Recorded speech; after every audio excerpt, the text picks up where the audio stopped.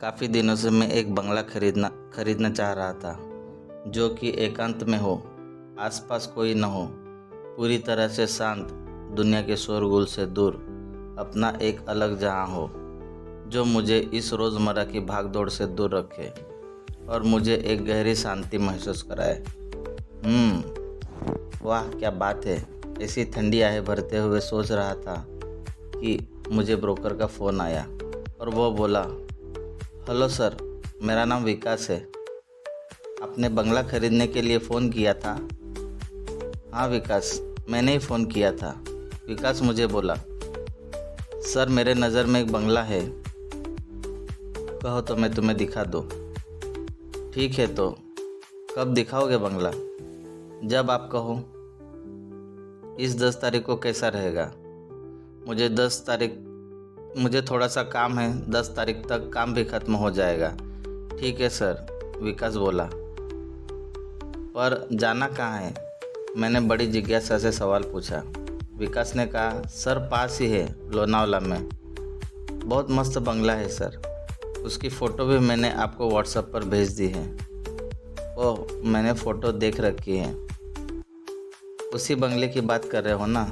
हाँ सर, बंगला तो बहुत बढ़िया है। फिर 10 तारीख को चले? हाँ बिल्कुल, लेकिन 10 तारीख की 11 तारीख मत करना, वरना अच्छा बंगला हाथ से चला जाएगा। बहुत सारे लोग बंगला खरीदने के लिए कतारों में खड़े हैं। ऑफ कोर्स नॉट, मैंने विकास से कहा। 10 तारीख को पक्का चलेंगे। तो ठीक है सर, ऐसा कह के विकास ने फ़ोन रख दिया। जैसे विकास ने फ़ोन रखा, मैंने मंदिरा को फ़ोन लगाया। Mandira, she is my beautiful wife. Mobile की रिंग काफ़ी देर तक बजती रही। सबसे आखिरी रिंग में मंदिरा ने फ़ोन उठाया और बोली, हेलो आकाश, क्या बात है? मैं काफ़ी बिजी हूँ, क्या तुम 5 मिनट के बाद फ़ोन करोगे? मैंने कहा, क्या तुम्हारे पास अपने पति के लिए भी वक्त नहीं क्या? इतना बिजी हो? ओके बाबा, कहो क्या बात है? मैंने कहा, तुम्हारे लिए एक गुड न्यूज़ है जान। क्या है? जल्दी बोलो, मंदिरा ने कहा। डियर, तुम्हारे लिए मैंने लोनावले में एक मस्त बंगला देख रखा है। मैं 10 तारीख को बंगला देखने जा रहा हूँ। क्या तुम भी चलोगी? अरे नहीं आकाश, 10 तारीख को मेरी बोर्ड मीटिंग है, मैं नहीं आ पाऊँगी। एक काम करो ना, तुम ही बंगला देख कर आ जाओ। ओ मंदिरा, तुम चलोगी तो बहुत मज़ा आएगा।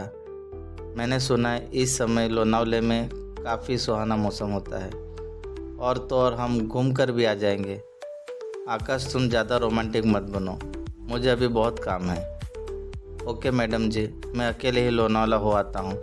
जब आपका मूड बने तब चलेंगे साथ में। अरे आकाश, तुम तो खामोखा नाराज़ हो रहे हो। नेक्स्ट वीक हम पक्का साथ चलेंगे लोनावला, तुम्हारा बंगला देखने। तुम्हारा नहीं, हमारा, मैंने कहा। मुस्कुराते हुए मंदिरा ने ओके बाबा कहकर फ़ोन रख दिया। अब मैंने बंगलो खरीदने की न्यूज़ अपने सारे दोस्तों को बता दी। इंटरनेट, व्हाट्सएप, इंस्टाग्राम, मैंने बंगले की इमेज डाल दी और मैं यह बंगला खरीदने की सोच रहा हूँ, ऐसा पोस्ट सब मेरे आईडी पर डाल दी। मेरे सारे दोस्तों की कमेंट आने लगी, वेरी नाइस ब्रो, ज़बरदस्त, क्या खूबसूरत बंगला है, ब्यूटीफुल। उसमें से किसी ने ऐसी कमेंट डाल दी कि अगर मुसीबत में नहीं पड़ना चाहते तो ये बंगला मत खरीदना। वो एक अनजान आईडी से मैसेज किया हुआ था। मैंने उस आईडी पर जाकर देखा तो कुछ नहीं मिला। मैं सोच में पड़ गया, ऐसे भला कौन कमेंट करता है। मैंने नज़रअंदाज किया और सोचा कोई जेलसी रखने वाला इंसान होगा।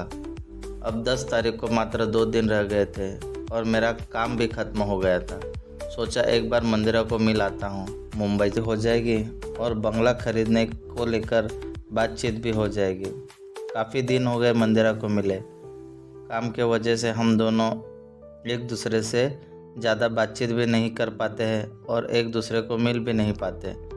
शादी होकर 5 साल हो गए, लेकिन हम 2 साल भी साथ नहीं रहे होंगे।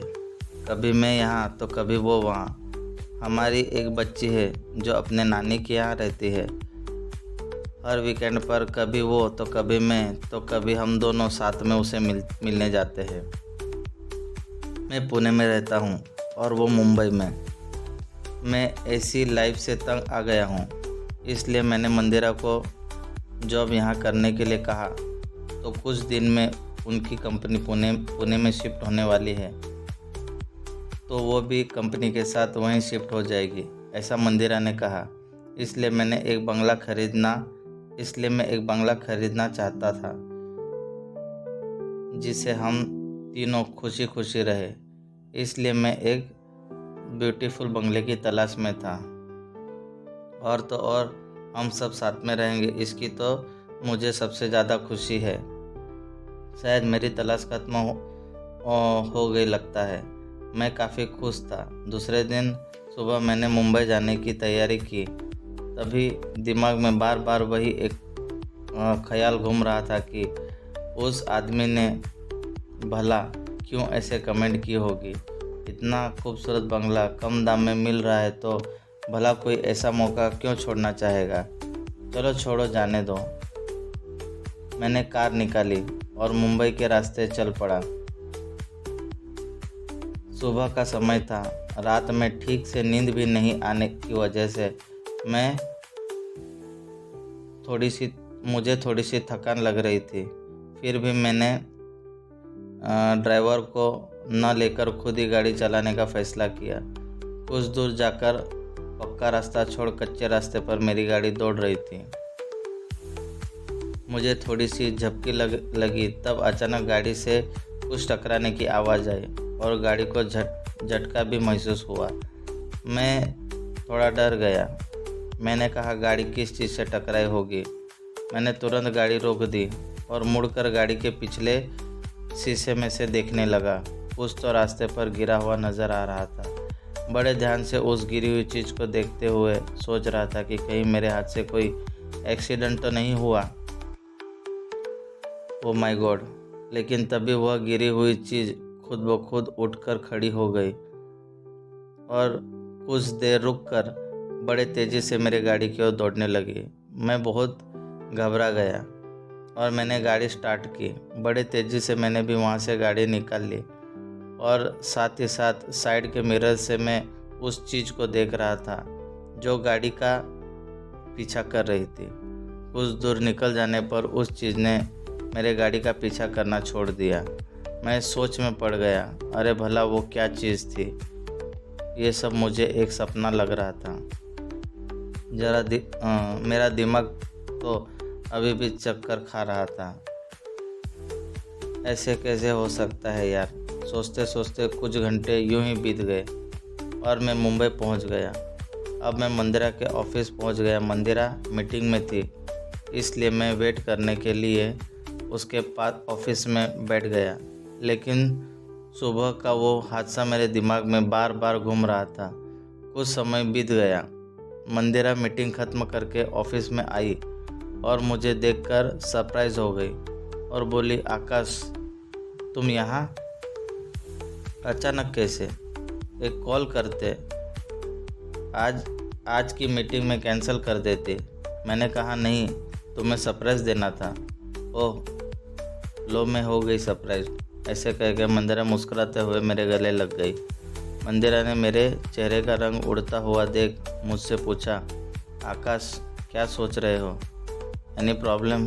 कुछ दिक्कत है तो बताओ मुझे। मैं मंदिरा को टेंशन नहीं देना चाहता था, तो मैंने कहा, नहीं वैसे तो कोई बात नहीं, तो कॉफ़ी पीने चले? मंदिरा और मैं हाथ में हाथ लेकर ऑफिस से बाहर निकले। मैंने गाड़ी का डोर खोला और मंदिरा को गाड़ी के अंदर बैठने का इशारा किया। मैं भी ड्राइविंग सीट पर जाकर बैठ गया। गाड़ी एक अच्छे से कॉफ़ी बार के बाहर खड़ी कर दी। अब मैंने कार का डोर खोलकर मंदिरा का हाथ पकड़कर उसे कार के बाहर उतारा। हम दोनों कॉफ़ी बार के अंदर कोने में टेबल पर बैठकर बातें करने लगे। फिर हम बंगले के बारे में बात करने लगे। मैंने बंगले की सारी इमेजेस मंदिरा को बताई। मंदिरा बंगला का लुक देखकर बहुत खुश थी और बोली, वेरी नाइस आकाश, इतना खूबसूरत बंगला मैंने आज तक नहीं देखा। मैंने मंदिरा को उस नेगेटिव कमेंट के बारे में नहीं बताया। मंदिरा कहने लगी 10 तारीख को आ जाती, लेकिन बहुत इम्पोर्टेंट बोर्ड मीटिंग है। अगर मैं नहीं रहूँगी तो बहुत बड़ी डील हाथ से चली जाएगी। मैंने कहा ओके नो प्रॉब्लम, मैं चला जाता हूँ, नेक्स्ट टाइम हम साथ चलेंगे। कॉफ़ी ख़त्म करके मैं पुणे आ गया।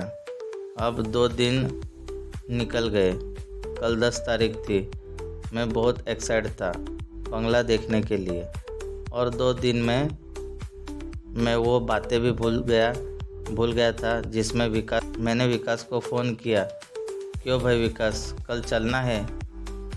विकास हल्की आवाज़ में बोला, हाँ सर, कल चलेंगे ना। मैंने विकास से कहा, विकास एनी प्रॉब्लम, तुम ठीक तो हो ना? आवाज़ बहुत हल्की आ रही है, तबीयत तो ठीक है ना? विकास ने कहा, नहीं ठीक है सर। नहीं, अगर कुछ दिक्कत हो तो हम डेट चेंज कर सकते हैं। नहीं सर, कल चलेंगे ना? तो डन? हाँ सर। हाँ सर, विकास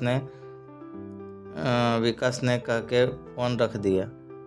अब जैसे विकास फ़ोन रखा, मोबाइल पर रिंग बजती है। विकास नंबर देखकर डर जाता है और अपने कपकपाते हाथों से फ़ोन उठाता है। हेलो सर, सामने से आवाज़ आती है। विकास क्या हुआ? बहुत लेट फ़ोन उठाए। वो लोग बंगला देखने कब आ रहे हैं? विकास ने कहा, कल आ रहे हैं सर। बहुत अच्छे, तो ठीक है, वादे के मुताबिक अगर डील पक्की हो गई तो तुम्हें तुम्हारा हिस्सा मिल जाएगा। लेकिन सर, उनको पूरा नहीं तो थोड़ा ही सच बता दे क्या? विकास क्या छुपा रहा था? जिसने फ़ोन किया वो कौन था और वो किस हिस्से की बात कर रहा था? जानने के लिए अगले एपिसोड का इंतज़ार करें और चैनल को लाइक एंड सब्सक्राइब करना ना भूलें।